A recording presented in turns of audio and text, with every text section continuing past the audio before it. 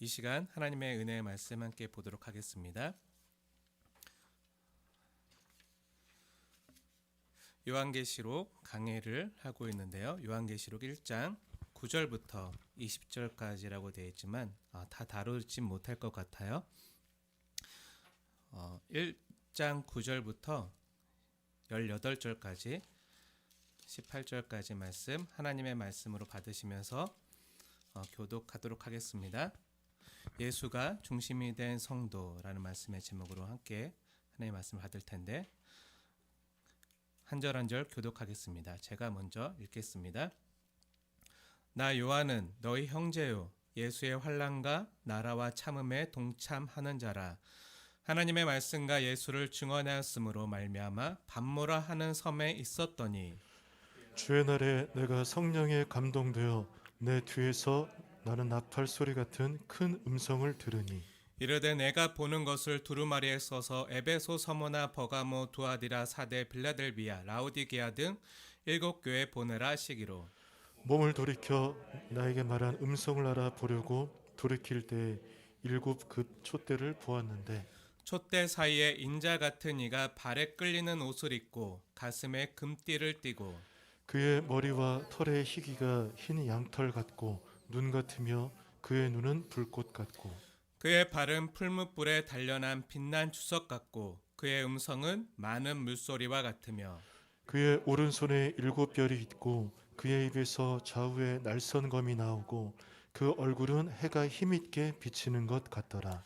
내가 볼 때 그의 발 앞에 엎드려져 죽은 자 같이 되매 그가 오른손을 내게 얹고 이르시되 두려워하지 말라. 나는 처음이요 마지막이니 곧 살아있는 자라. 내가 전에 죽었었노라. 볼지어다 이제 세세토록 살아있어 사망과 음부의 열쇠를 가졌노니. 아멘.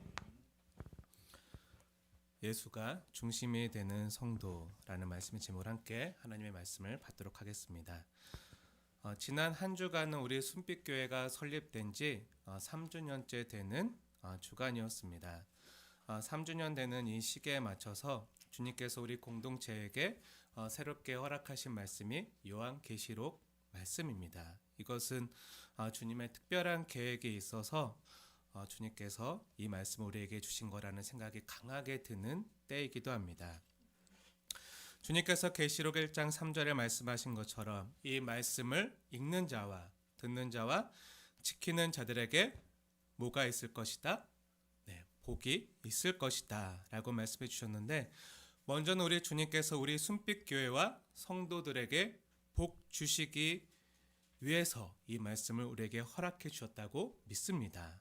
또 하나님 나라를 위하여 또 환난과 참음에 동참하고 있는 우리에게 힘주시고 위로하시기 위하여 그리고 더 나아가 어린 양을 따르는 군사요 일꾼으로 우리를 이 땅 가운데 세우시기 위해서 주님께서 우리에게 주시는 너무나도 귀한 생명의 말씀이라는 그 감동이요. 이 계시록 말씀을 대할 때마다 또 말씀을 준비할 때마다 강하게 받게 됩니다. 특별히 이 계시록 말씀은요. 고난의 현실 가운데서 힘든 하루하루를 견디며 살아가는 성도들에게 2000년 전에 주님께서 요한을 통해서 주신 말씀들인데요. 그때뿐만 아니라 오늘날 이 코로나로 힘든 이 시대를 살아가는 우리에게도 너무나도 적실한 말씀이 아닐 수 없다라는 생각이 많이 들게 됩니다. 사랑하는 여러분, 우리가 지지난주에 이 예수 그리스도의 계시며 또 예언의 말씀이자 이 땅의 모든 교회들에게 보낸 편지인 이 계시록 말씀이 밤모섬에 유배된 요한에게 주신 말씀이라고 하였던 거 기억하시죠? 네, 어떤 사람들은 사도 요한이 아니라 장로 요한이다. 그래서 사도 복음에 있는 문체와 이 계시록에 있는 문체가 너무 다르기 때문에 이거는 사도 요한이 쓴 거라 볼 수 없고 유대 전통을 잘 아는 장로 요한이 쓴 것이다라고 이렇게 얘기하는 사람도 있는데요. 물론 그런 얘기도 있지만 저는 또 많은 성경학자들은 사도 요한이라고 보고 있습니다. 왜냐하면 요한 복음과 계시록은요 문체가 다른 이유는 장르가 다르기 때문이에요. 장르가 완전 다르죠. 복음서와 또 이 계시록은 묵시가 되는 묵시 문학이기 때문에 장르가 다른 것은 문체상 당연합니다. 시랑 소설이랑 다르잖아요. 하지만 그 말씀 가운데 흐르는 또 주님을 가장 가깝게 경험했던 그 사도 요한을 통해서 주님이 우리에게 말씀하시고 또 성경에 보여지는 것을 볼 때 저는 사도 요한이 또 하나님께서 특별히 사도 요한을 통해서 우리에게 주시는 말씀이라고 이렇게 생각하는데, 만약에 사도 요한이라면, 예수님의 제자였던 사도 요한이라면요, 이 요한계시록을 썼을 당시가 저는 AD 95년경 도미티아누스 황제가 그 로마 황제로 있을 때라고 저는 성경의 정황상 보여지고 있는데요. 만약 그렇다면 요한의 나이는 90세가 넘었습니다. 그럼 이때 사도 요한의 연세가 90세가 넘은 할아버지였을 것으로 추정이 되는데요. 이 연약하고 연로한 어르신이요, 울릉도의 반밖에 안 되는 그 작은 섬에 갇혀서, 휴양지가 아니죠. 네, 강제 노역지예요. 강제 노역을 당하면서 로마 병사들의 고문과 핍박 속에서 성령의 감동으로 이 계시록 말씀을 써서 보내는 거예요. 어찌 보면 연약하고 힘이 없는, 기력이 다한 연로한 할아버지가 그 인생 말년에 섬에 갇혀서 강제 노역을 하면서 어떤 질문을 품었을까요? 자신의 인생을 돌아보면서 또 지금 당한 현실을 보면서 또 사방이 막혀 있는 그 상황 가운데 어떤 질문을 품었을까 한번 생각해 보았습니다. 어쩜 그 질문이 하나님이 과연 지금도 이 땅을 다스리시고 통치하시는가라는 질문이 들었을 것 같아요. 여러분이 만약에 사도 요한의 입장이라면 어땠을까 하고 한번 상상해 보세요. 누구보다 예수님을 사랑했고요, 예수님을 가장 가까이 따랐던 그 제자이자 또 사도로 예수님의 부활과 그 승천을 경험하고 또 그 후에 이 땅에 남아있는 교회와 성도들을 위해서 정말 평생을 헌신하고 봉사했던 결과가 뭐죠? 네, 지금 체포되어서 유배지인 감옥섬에 갇혀서 강제 노역을 하고 있어요. 사도 요한이 이것을 기대했을까요? 이렇게 죽을 때까지 고생하다가 이곳에서 버려져 죽는 것은 아닌가? 정말 평생을 주님을 위해 자신의 젊음과 청춘을 다 바쳤는데 결국 이 섬에 갇혀서 끝날 인생인가? 평생을 주님을 위해서 또 주님의 피값으로 세운 교회를 위해서 충성했건만 그동안 인생에서 맛본 것은 고난과 환난과 핍박의 연속이었고, 로마 제국뿐만 아니라 같은 유대인들의 공격에 의해서 교회는 계속해서 무너지고 있는 것을 보고 있고, 또 모이지 못하고 흩어져서 극심한 핍박 때문에 지하에 들어가서 햇볕도 못 쬐고 카타콤에 숨어 들어가서 그곳에서 예배하고, 함께 예수를 따랐던 다른 제자들은 어땠죠? 다른 제자들과 사도들은 그 누구 하나 지금 떵떵거리면서 살거나 부자가 되거나 성공한 사람이 하나도 없죠. 1도 없죠. 오히려 목배임을 당하거나 십자가의 형틀에 거꾸로 매달려 죽임을 당하거나 교수형을 당하거나 다 순교하고 이제 나만 남았거늘. 나 역시 이런 작은 섬에 갇혀서 바다로 사방에 갇힌 이곳에서 강제 노역을 하다가 이렇게 허무하게 죽임을 당하는 것인가 하는 심각한 질문이 들을 수 있었을 거예요. 정말 주님이 다스리는 것이 맞는가? 주님이 정말 통치하시는 것이 맞는가? 그런데 세상은 점점 더 강해지는 것만 같고 보여지는 로마 제국은 점점 더 강성해지고 교회와 성도들의 삶은 어떻게 되죠? 점점 더 쪼그라들고 점점 더 힘을 잃고 살던 곳에서도 쫓겨나고 숨어서 지하에서 생활하는, 왜 이렇게 힘들게 살아야 되는가? 이런 질문이 들었을지도 모릅니다. 사랑하는 여러분, 우리도 이 땅에서 예수를 믿으며 믿음 생활을 해보고 있지만요, 때론요 정말 주님만 의지하고 세상과 나는 간 곳 없고 구속한 주만 보이도다 고백하고 찬양하면서 정말 신실하게 믿음 생활한다고 하지만 그럴수록 어떻죠? 내 삶은 더 궁핍해져요. 사업은 안 되고 직장에서는 왕따를 당하고 살림은 점점 더 어려워지고 통장 잔고도 줄어들고 오히려 빚만 늘어가고 그럼 다른 보람이라도 있어야 하건만 내 자녀 손들이 잘 되기는커녕 내 부모님이나 자녀들이 속을 썩이고 내 마음은 몰라주고 내 편이 돼야 될 남편은 내 편이 아닌 남의 편, 남의 편. 때론 왼수가 돼요. 나를 지지해주고 도와주고 응원해줘야 할 가족들이 때론 남보다 못한 가장 강력한 대적이 되고 멀리 있는 적이라면 안 보이는 곳에 있으면 그냥 신경 끊고 살면 되는데 집안에 있어서 신경을 안 쓸 수도 없고 내 힘으로 어찌할 수도 없는 그런 강적이 되어서 깨지고 상하고 어그러진 그 관계 때문에 마음이 편치 않아서 어찌할 줄 모르는 답답한 상황을 만날 때가 있어요. 그러다 뭔가 마음에 병까지 들어서 정말 설상가상의 첩첩산중에 가도 가도 끝이 보이지 않는 어두운 터널을 지나는 것 같이 느낄 때 그때 정말 이런 질문이 들 수 있습니다. 정말 하나님이 이 땅을 다스리시고 통치하시는가? 정말 하나님이 나와 함께 하는 것이 맞는가? 정말 나를 사랑하시나? 나를 사랑하신다면 도대체 왜 내가 이런 어려움을 겪어야 되나? 남들은 예수 안 믿고도 안 믿어서 더 잘 사는데 예수 안 믿기 때문에 부정직한 방법으로 투기하고 불법과 부정을 저지르면서도 오히려 더 부자되고 떵떵거리고 거들먹거리고 그러면서도 하하호호 행복하게 건강하게 잘만 사는 것 같은데 왜 믿음으로 정직하게 성실하게 살려고 하는 나는 왜 이리 사는 게 버겁고 힘든가?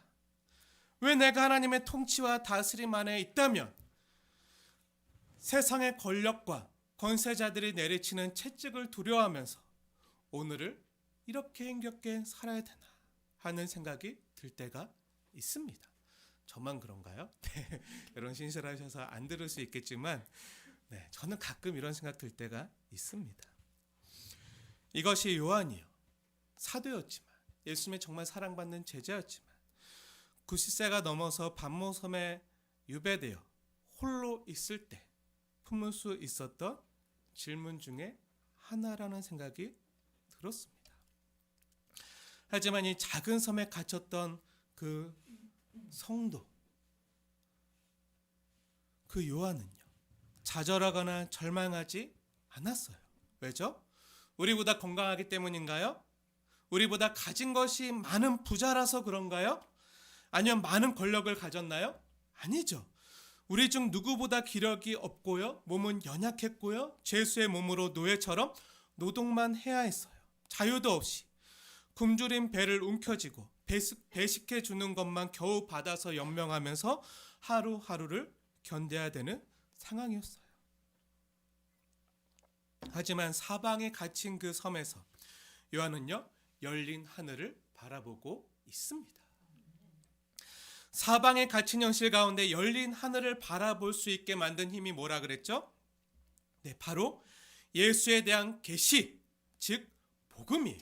그 예수에 대한 계시가 주어졌기 때문에, 그 복음이 주어졌기 때문에 하나님께서 우리와 함께 하셨고 또 앞으로도 함께 하시고 어떤 일을 펼쳐 가실지 보여주셨기 때문에 그 복음을 받은 이 복음의 능력이요, 그 백발의 성성한 기력이 다한 할아버지 요한으로 하여금요, 자신이 고난과 환난 가운데 있으면서도 오히려 어떻게 하죠? 오히려 힘있게 대륙에 있는 그 교회들에게 무엇을 선포하죠? 은혜와 평강을 선포하면서 위로와 용기의 복음을 전하고 있는 거죠. 오히려 위로받아야 될 사람같이 보이는데 아니에요. 거꾸로 은혜와 평강을 선포하면, 은혜와 평강을 선포한다는 게 뭐죠? 나에게 은혜와 평강이 있다는 거예요. 은혜와 평강이 충만해서 넘쳐서 흘러서 전하지 않고는 견딜 수 없는, 그래서 은혜와 평강을 선포하면서 오히려 용기 내라고 주님의 위로를 전하고 있는 요한의 모습을 볼 수 있습니다. 요한의 상황을 보면요, 전혀 평화롭지가 않아요. 반모섬은요, 휴양지가 아니에요. 모히또 한잔하면서 파라솔 밑에서 그 아름다운 석양을 바라보면서 이렇게 하루를 마감하는 낭만적인 상황이 아니죠. 강제 노역지예요. 차디찬 바닥에서 굶주린 배를 움켜쥐면서 캄캄하게 자기를 엄습해오는 그 어둠과 외롭게 홀로 맞서야 되는 그 힘든 상황 가운데 요한이 뭐하고 있죠?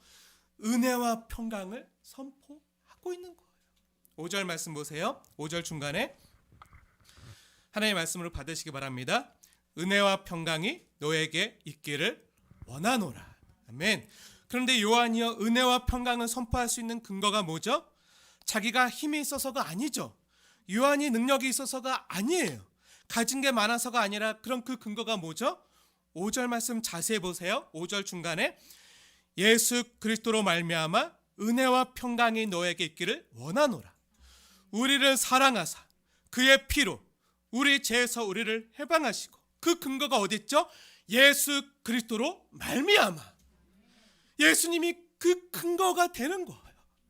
우리를 사랑하사 예수의 피로 말미암아 우리를 죄에서 해방하신 것으로 말미암아. 그 근거가 사람에게 있는 것이 아니라 오직 예수에게 있는 거예요. 예수님께서 우리를 위해 행하신 그 놀라운 구속 사역에, 그 십자가의 사랑에 우리의 평강과 은혜가 있을 수 있다는 거예요. 아무것도 없어도요. 예수의 사랑이 있으며, 예수가 있으며, 예수가 우리의 삶의 중심이 되며, 저와 여러분의 상황이 어떠하든지, 요한의 상황보다 더 좋던지 아니면 요한의 상황보다 더 나쁘던지, 예수로 말미암아 예수가 우리 삶의 중심이 되며 저와 여러분에게 하나님의 은혜와 평강이 임할 수 있다는 거예요. 우리가 그래 지난주에 그 보네퍼의 고백을 함께 듣고 찬양했잖아요. 예수로 말미암아 예수가 삶의 중심이 되면요, 누리고 얻을 수 있게 되는 가장 놀라운 은혜가 있는데요, 바로 하나님이 주시는 평강을 누리는 것입니다. 어떠한 환경 가운데서도. 사랑하는 여러분, 예수가 삶의 중심이 되면요, 예수님을 위하여 환난에 동참하고 참음에 동참하는 능력을 갖게 됩니다. 9절 말씀 함께 읽겠습니다. 9절 시작. 나 요한은 너희 형제요 예수의 환난과 나라와 참음에 동참하는 자라. 하나님의 말씀과 예수를 증언하였으므로 말미암아 받모라 하는 섬에 있었더니. 아멘.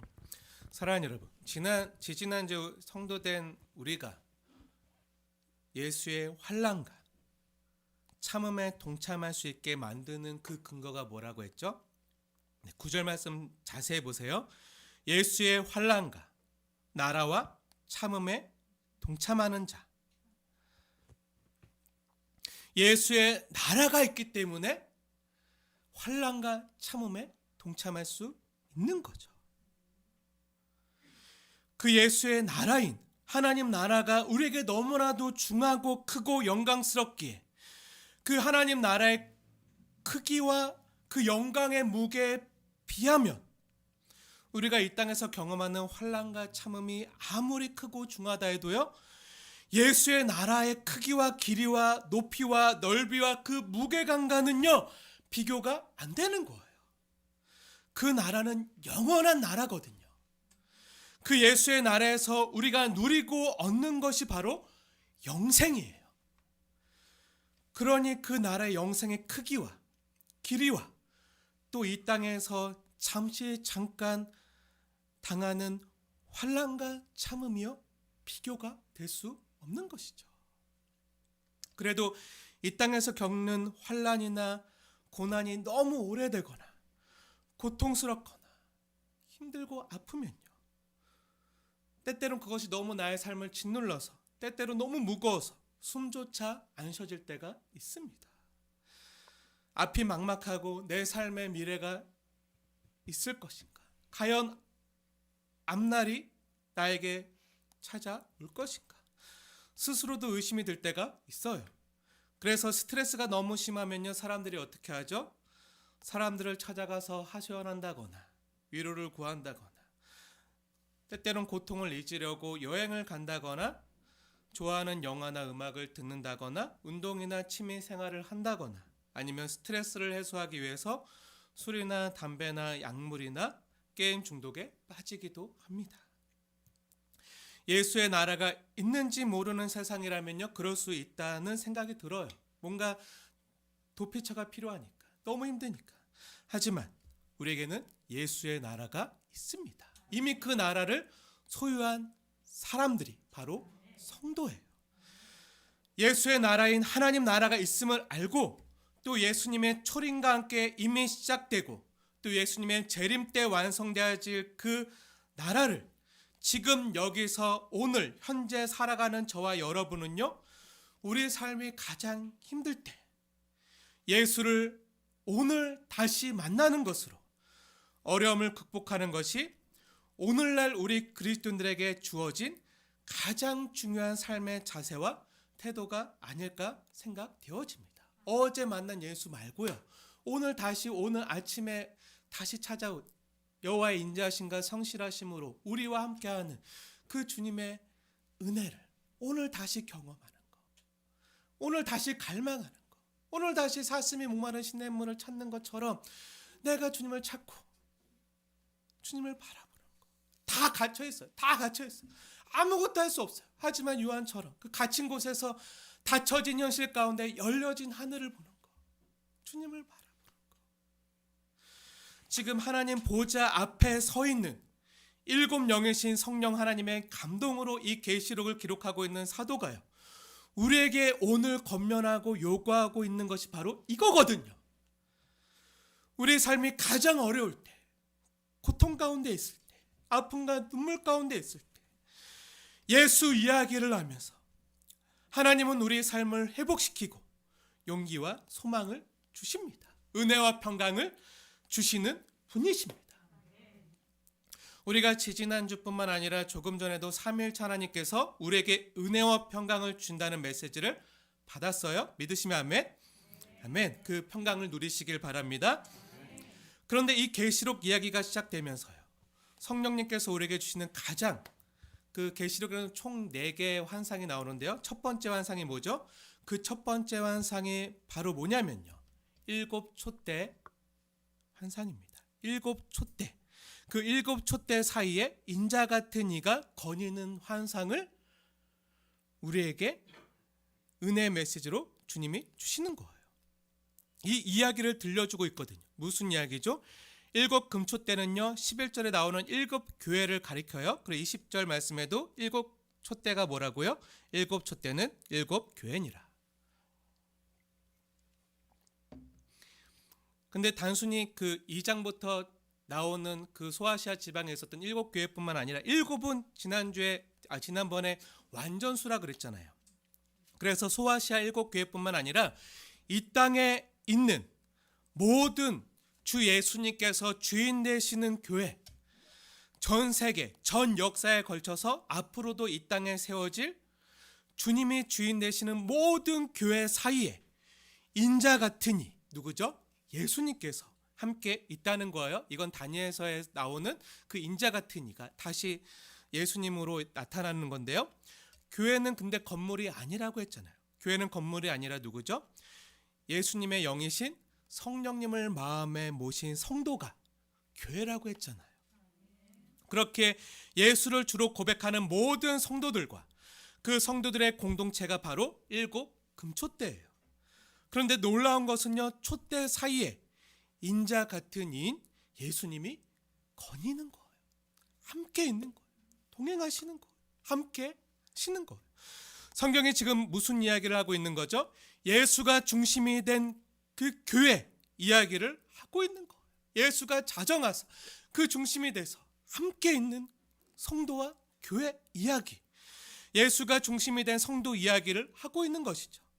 예수님에 대한 바른 시각이 우리에게 너무나도 절실하게 필요한데 그 바른 시각을 가질 수 있도록 그 예수님에 대한 바른 시각이 초대교회 성도들이 환난과 참음에 동참한 비결이고 고난을 극복한 비결일 뿐만 아니라 또 오늘날 우리가 이러한 어려움을 이겨낼 수 있을 성경적인 대안이라는 것을 보여주고 있는 장면이에요.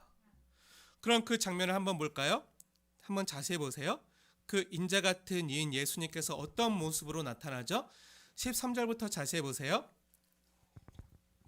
근데 이 모습을 보실 때 한번 이 예수님의 모습을 머릿속으로 상상하면서 머릿속으로 그리면서 한번 생각해 보세요. 제가 읽겠습니다. 13절부터 보겠습니다. 촛대 사이에 인자 같은 이가 발에 끌리는 옷을 입고 가슴에는 금띠를 띠고 그의 머리와 털의 희기가 흰 양털 같고 눈같이 하얗고 그의 눈은 불꽃 같고 그의 발은 풀무불에 단련한 빛난 주석 같고 그의 음성은 많은 물소리와 같으며 그의 오른손에는 7뼈이 있고 그의 입에서 좌우에 날성검이 나오고 그 얼굴은 해가 힘있게 비치는 것 같더라. 한번 머릿속으로 그림 그리듯 상상해 보셨나요? 어떤 모습이죠? 이 1장의 모습을 누군가 그림으로 그려놓은 모습을 예전에 본 적이 있는데 이런 말씀드리긴 뭐하지만 핵에 망측한 몬스터의 모습이에요. 막 눈은 불꽃 나오고 막 입에서 칼 나오고 막 발은 주석이고 막 이 많은 막 물이 막 나오고. 한번 보세요. 13절에 발에 끌리는 치마를 입은 사람이 가슴에 금띠를 띠고 머리는 백발이고 눈에선 불꽃이 나가고 발은 단련한 빛난 주석 같고 입에서는 많은 물소리가 막 나가고 손에는 7뼈이 있고 또 입에선 날성검이 막 나오고 그런데 검이 쏟아져 나오는 얼굴의 모습은 이글이글 불타는 태양이에요. 그럼 어떻게 되겠어요? 이상한 괴물의 모습이 나오는 거죠. 그러니까 이것은요, 오늘 한국교회 많은 그 교회들이나 세대주의 그 학자들의 그 해석을 따르는 많은 목사님들이 요한이 이 예수님의 모습을 봤다, 본 것을 그대로 그리고 있다라고 하는데요. 그렇게 해석해서 예수님의 모습을 그리면요, 진짜 끔찍해져요. 네, 그게 아니고 문자적으로 해석해서 예수님의 모습이 진짜 이렇다라고 해석하는 게 아니라 요한이요, 교회와 함께하는 예수님의 모습을 당시 초대교회 성도들이 너무나도 잘 공감하고 이해할 수 있는 이미지와 상징으로 묘사해주고 있는 거거든요. 마치 이런 거예요. 네, 한번 여러분도 한번 상상해 보세요.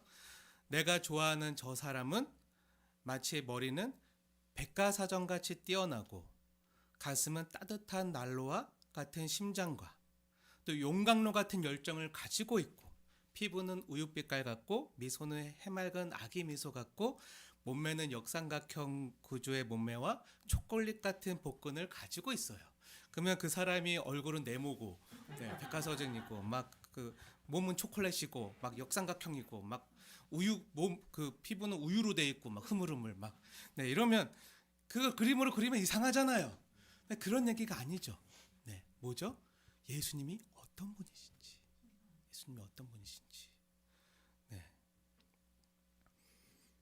이상형을 그려주고 있는 거예요. 초대교회에서 여러분도 이상형 있죠? 네, 있을 거예요. 네.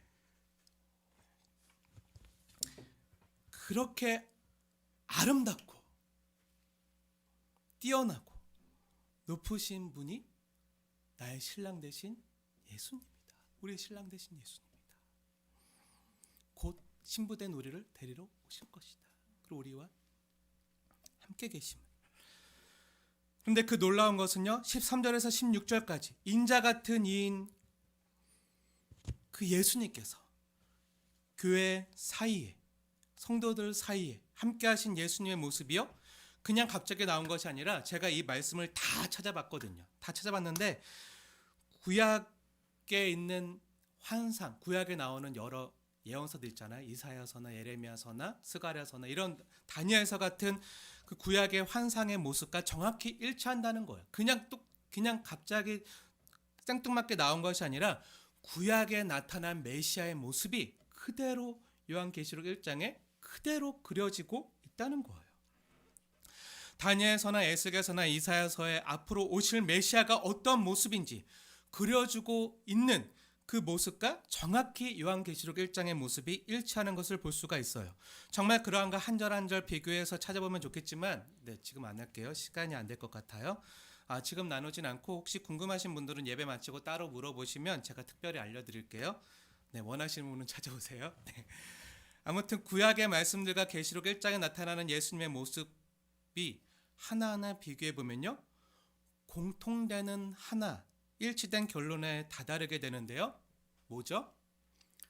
구약에서요, 왕과 제사장과 선지자로 오실 메시아의 모습을 그려줄 때 쓰는 장면과 용어들이 그대로 사용되고 있다는 거예요. 이게 무슨 뜻이죠? 예수님께서 우리의 왕이 되시고 제사장이시고 선지자시라는 거예요. 13절 말씀 보세요. 13절에 발에 끌리는 옷은요, 제사장의 옷이고요, 가슴에 금띠를 떼는 것은 당시 임금인 황제가 금띠를 둘렀고요, 로마 황제가 금띠를 둘렀거든요. 16절에 입에서 날성검이 나오는 것은요, 선지자적 역할을 강조하는 것인데요, 예수님께서 우리를 위해서 제사장이요 선지자와 왕의 직분을 감당하신다는 것을 보여주는 거예요. 무슨 말이죠?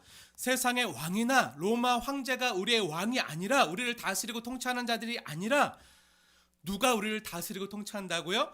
예수님께서 우리의 왕이 되시고 우리를 통치하시고 다스리신다는 거예요. 그 왕 대신 예수님께서 제사장 옷을 입으셨고 하나님과 우리 사이를 중보하시고 또 백발을 하고 계세요. 백발은요, 영화의 면류관이자 지혜의 상징으로 성경이 말하고 있잖아요. 예수님께서 우리 인생의 모든 것을 아시는 분이라는 거죠. 선지자, 재판장 대신 주님께서 불꽃 같은 눈으로 우리의 마음 중심까지 꿰뚫어 보실 뿐만 아니라 통찰력을 가지고 계시고 주석같이 단련된 발로, 왜 주석이라는 표현을 썼을까요? 당시 주석 같은 군화를 입은 사람들이요, 원수의 목을 콱 짓밟아서 꿈쩍도 못하게 하는 그 장군의 모습들이 그 당시에는 많이 그려지고 있거든요. 그래서 그 주석같이 단련된 강한 발로 원수의 목을 짓밟아서 꿈쩍도 못하게 하는 가장 강하시고 능하신 만왕의 왕이, 만군의 주가 우리 주 예수님이라는 거예요.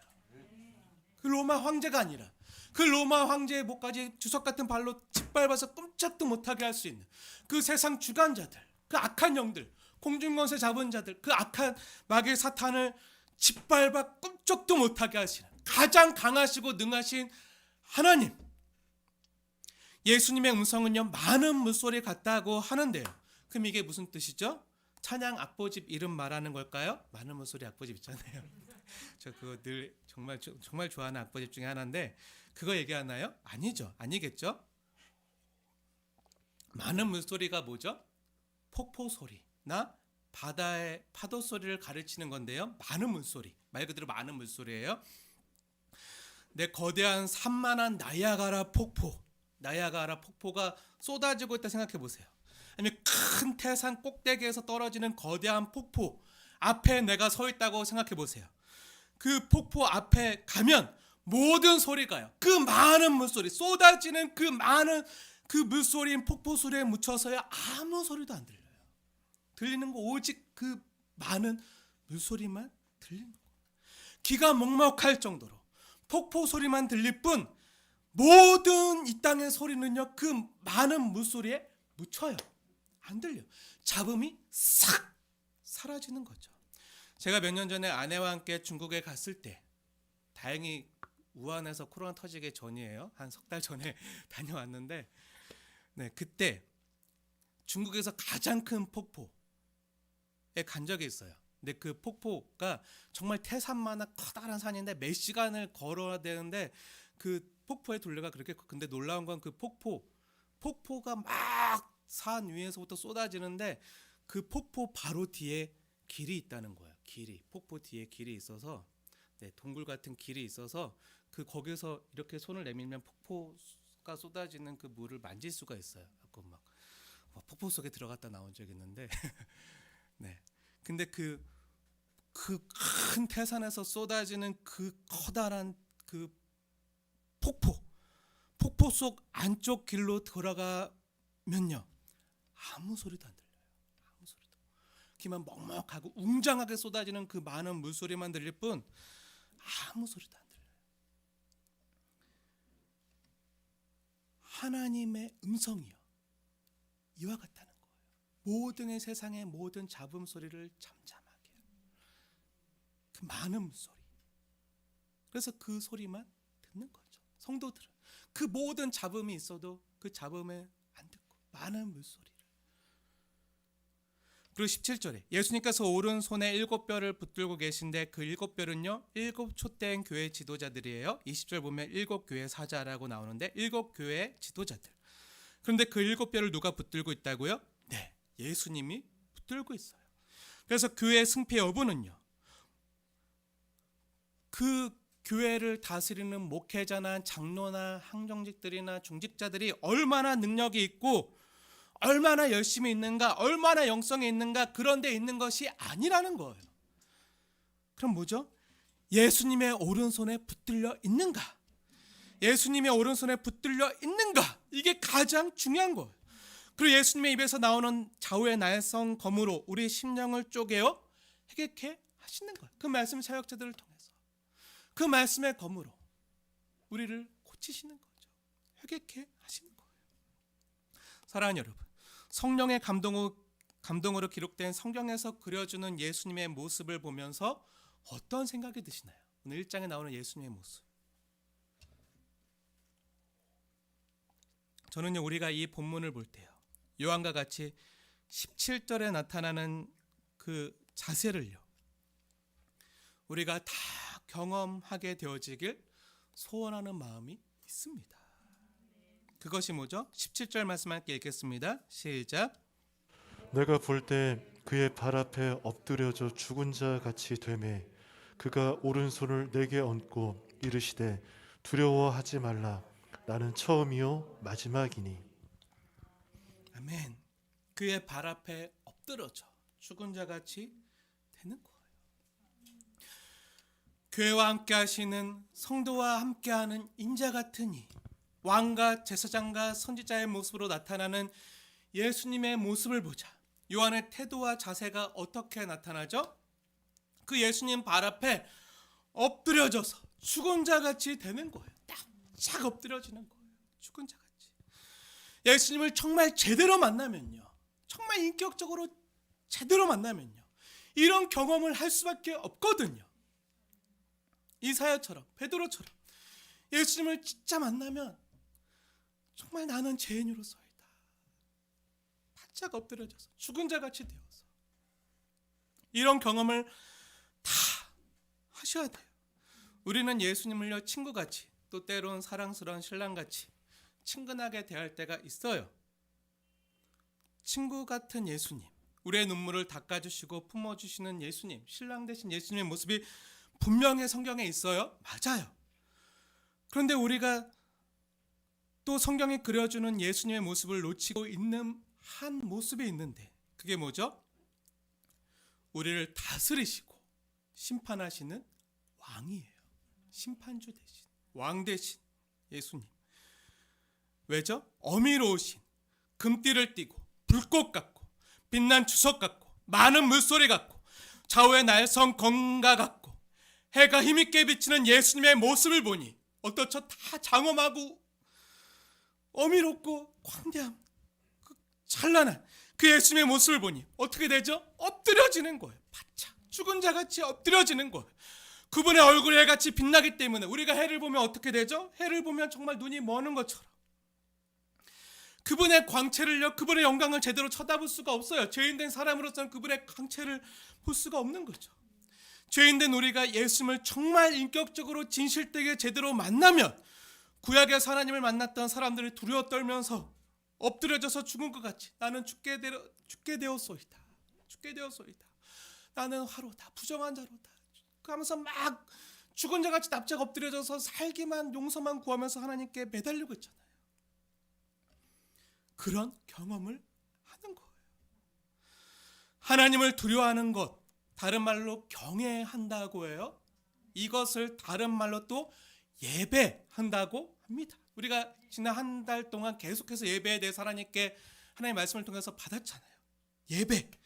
예배를 그대로 풀면요, 예를 갖추고 엎드려지다예요. 배자가 엎드려질 배자거든요. 우리가 세배할 때 엎드려지잖아요. 진짜 예배는요, 예수님 앞에서 엎드려지는 거예요. 바짝 엎드려지는 거예요. 죄인입니다. 주님 용서해 주십시오. 주님의 은혜만 날 살릴 수 있습니다. 주님의 사랑만이 나를 일으킬 수 있습니다. 하면서 바짝 때마다 예배 때마다 우리가 산 제물이 돼서 엎드려지는 거예요. 나는 죽었소이다. 예수님과 함께 살기 원합니다.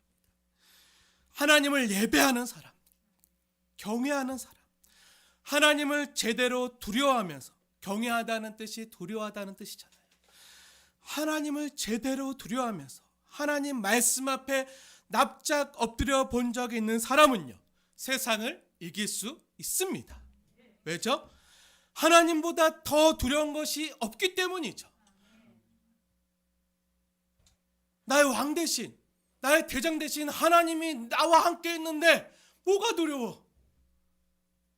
내 대신 싸우시고 내 앞서 길을 여시고 나를 건지시고 나와 함께 하시는데, 그런데 하나님보다 더 두려운 게 있으면요, 그 두려움에 지는 거예요.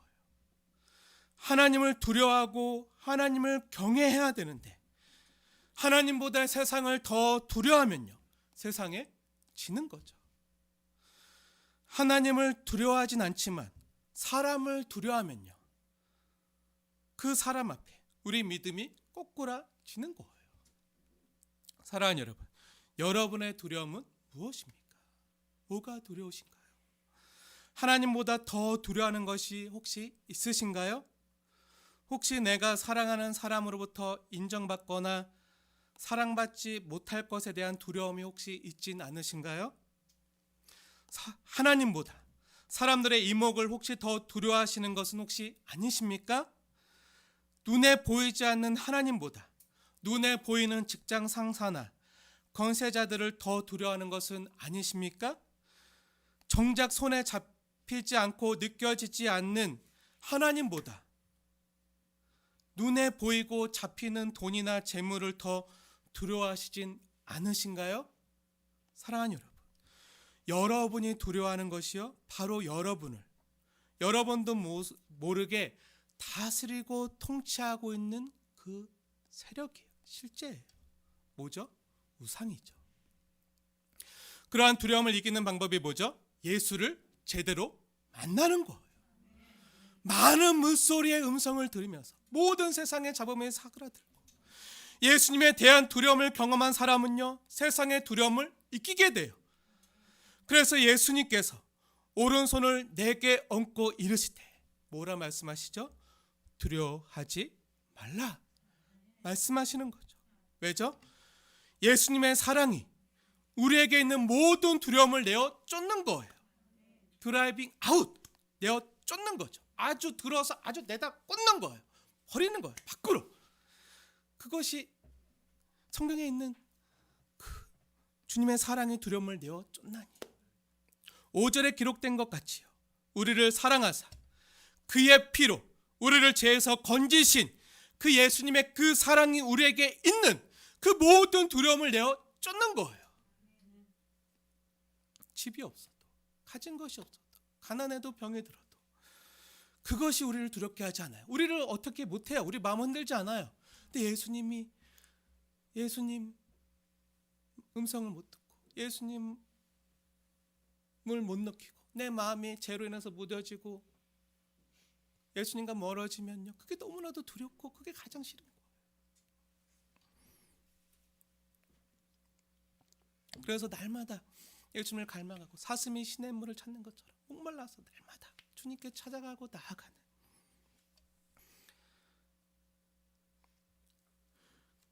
그 주님의 사랑에 엎드려지면 엎드려질수록, 죽은 자같이 되어 엎드려질수록 예수님의 발 앞에 엎드려져서 우리의 전부를, 죽은 자같이 엎드려진다는 게 뭐죠? 우리의 전부를 걸고 우리의 생명을 걸고 우리의 모든 걸 걸고 그 앞에, 그 주님 발 앞에 머물러 있으면 있을수록 우리는 힘을 얻게 됩니다.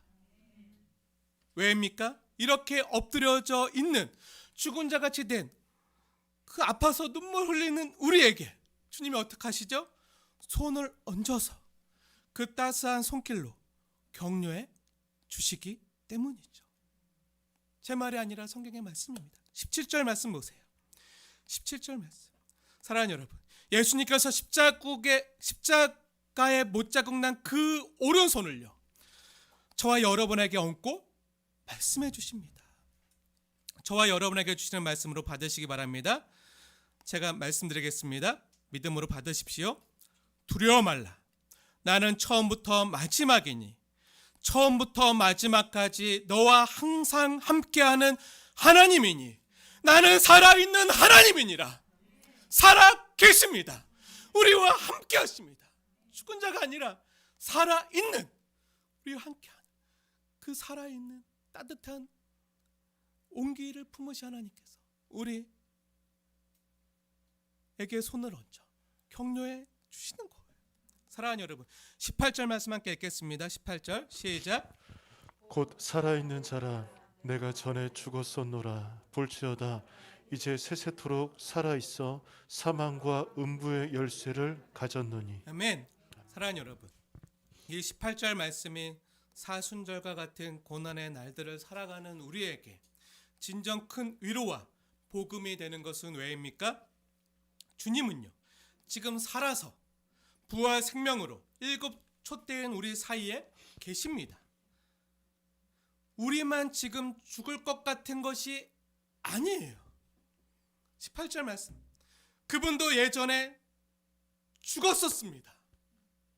무슨 말입니까?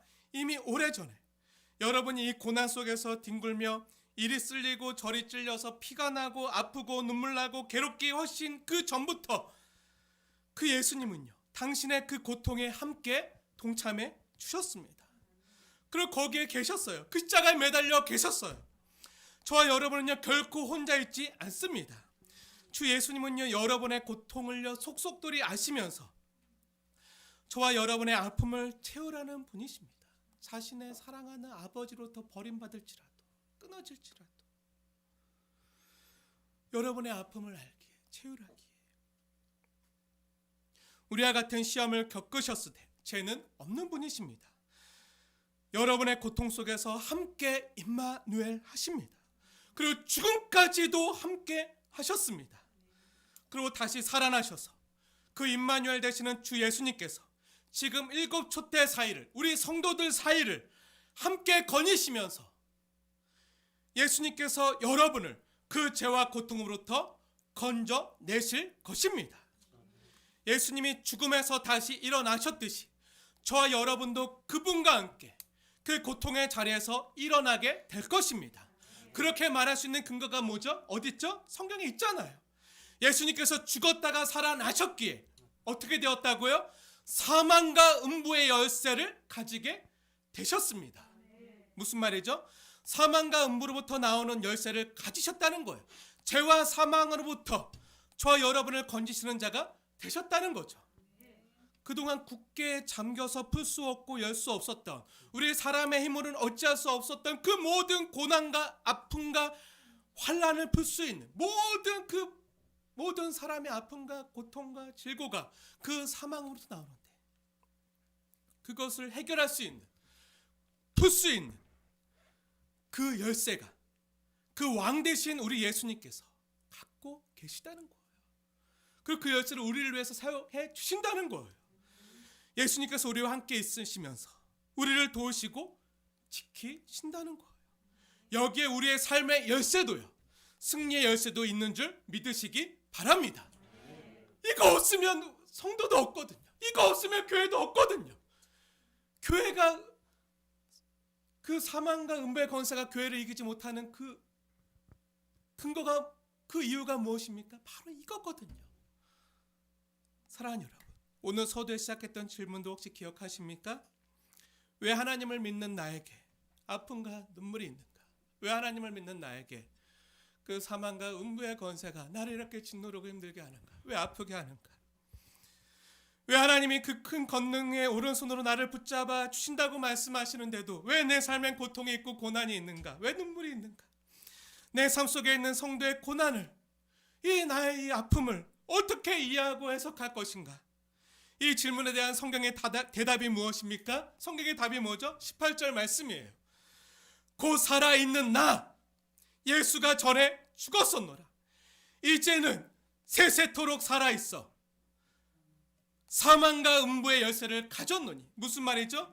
주님께서 우리에게 승리의 길이 무엇인지를 말씀하고 있는 거예요. 승리를 얻는 길이 죽음을 통해서였음을요, 고난을 통해서였음을 말하고 있는 것이죠. 승리를 얻는 길이 십자가를 통해서였음을 말하고 있는 거예요. 그 고난과 죽음을 통해서, 십자가를 통해서 부활에 이를 수 있는 것이다. 지금 우리가 사순절을 지나고 있잖아요. 이 사순절과 고난 주간을 지나야 부활절이 있는 거거든요. 우리에게 자신의 고난을 통해서요, 우리의 고난 역시 그냥 무의미한 게 아니라 우리의 고난 역시 의미를 갖게 해주시는 그 예수님께서 우리를 어떻게 하시죠? 우리의 몸에 손을 얹고 격려해 주시는 거예요. 두려워 말라. 그 주님께서 말씀하십니다. 이제 세세토록 살아있어 너를 다스리고 통치하며 지키고 돕고 함께 할 것이다. 두려워 말라. 우리에게 손을 얹고 격려하시면서 처음부터 끝까지 내가 너와 함께 할 테니 힘을 내라 말씀해 주십니다. 어디까지죠? 우리 인생의 죽음까지입니까? 아닙니다. 죽음 이후까지, 영원까지, 영생까지 함께 하십니다. 그래서 죽음도요, 사망과 음부의 열쇠를 가지신 우리 주 예수님의 사랑으로부터 우리를 끊을 수 없는 거예요. 가난도요, 질병도요, 외로움과 고난도, 아픔도 우리를 하나님의 사랑으로부터 끊을 수 없습니다. 이 시간 마지막으로 한 선교사님의 이야기를 하고 말씀을 마무리하려고 합니다. 여러분도 너무 잘 아시는 찬송가 96장 뭐죠? 예수님은 누구신가?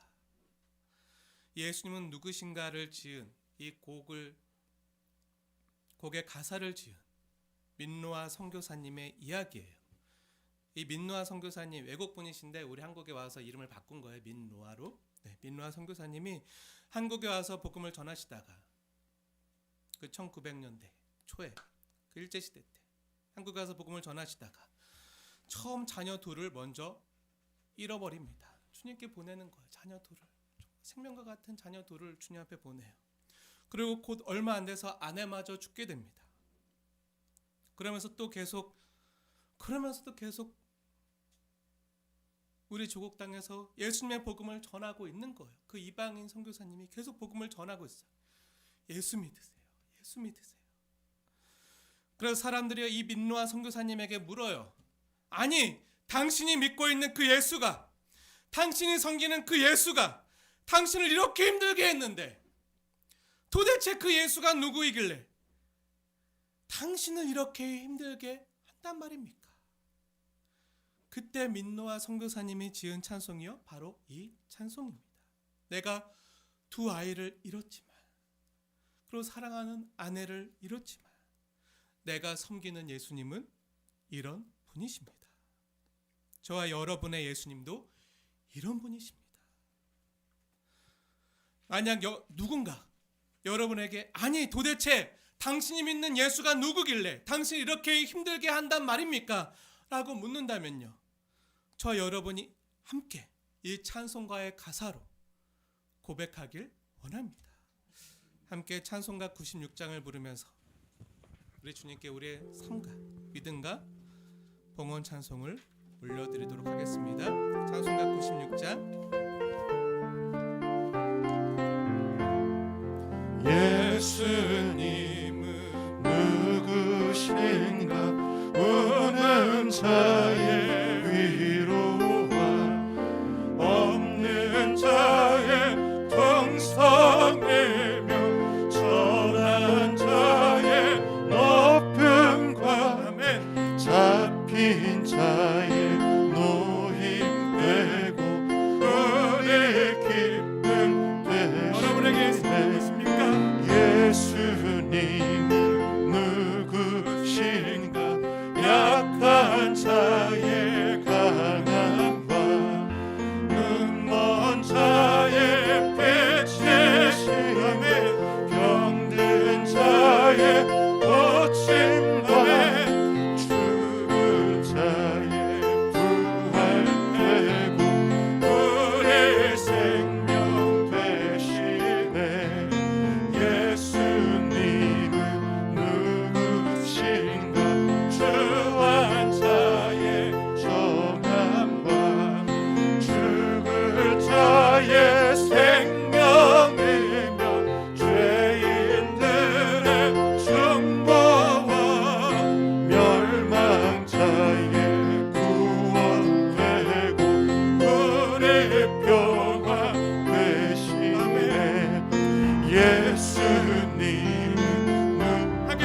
되신 것 온 교회의 머리와 온 세상의 구주시여 모든 왕의 왕이여 심판하신 주님 되고 은혜 영광 되시네.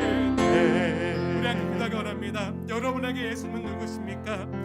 여러분에게 예수님은 누구십니까? 이 시간 많은 물소리처럼 음성을 발하시는 주님의 말씀 앞에 우리가 엎드려져서 바짝 엎드려져서 예수님은 누구십니까? 예수님은 나의 구원자십니다.